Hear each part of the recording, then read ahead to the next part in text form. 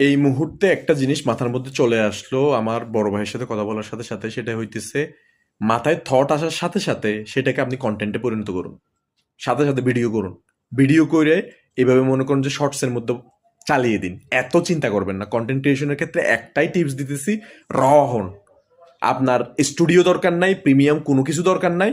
আপনার যে থটটাই আসে, কারণ একটা মানুষের মাথার মধ্যে কাজ করতে করতে এমন থট চলে আসে যেটা পৃথিবী পরিবর্তন করে দিতে পারে। এই যে আমি আপনাকে এখন দিতেছি, এটা মাথার মধ্যে আসছে, কথা বলতে বলতে আলোচনার মাধ্যমে চলে আমি ডাপ করে দিয়ে দিলাম। এত টেনশন বা এত চিন্তা করার কিছু নাই। মানে আমি এই জিনিসটা দিলে মানুষ আমাকে কি মনে করবে, আমি কি ছোট হইয়া যাবো কিনা, এটার কারণে আলটিমেটলি পৃথিবীর কিছু হবে কিনা, আমি কি শেষ।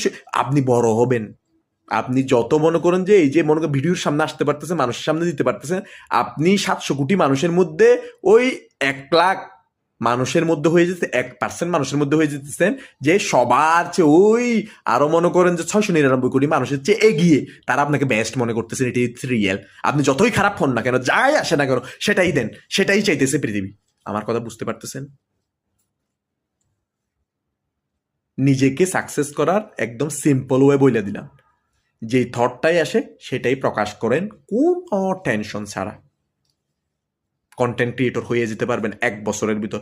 একদিনে মনে করেন যে টার্গেট রাখা নিতেছে, আমার যত থট আসে 24 ঘন্টার মধ্যে আমার যদি 100টা থট আসে, আমি 100টা ভিডিও বানাবো। এর মধ্যেও যদি আপনার কোনো রকমের এখন মনে করেন যে ভয় লাগে, ভয় আসলেই বলবেন যে আমি এখন একটা ভিডিও করব। একটা ভয় আসছে, এখন ভিডিও করব, এখন ছাড়বো, কে কি বলে আমি দেখি একটু। আমার এক্সপ্রেশন দেখতেছেন? এটা শুধু আপনাকে বোঝানোর জন্য। ঠিক আছে? So like this video and comment me যদি ভালো লাগে। আর আমার এই ভিডিওটা দেখে যদি একটু ভালো লাগে বা খারাপ লাগে, এখন একটা ভিডিও করেন।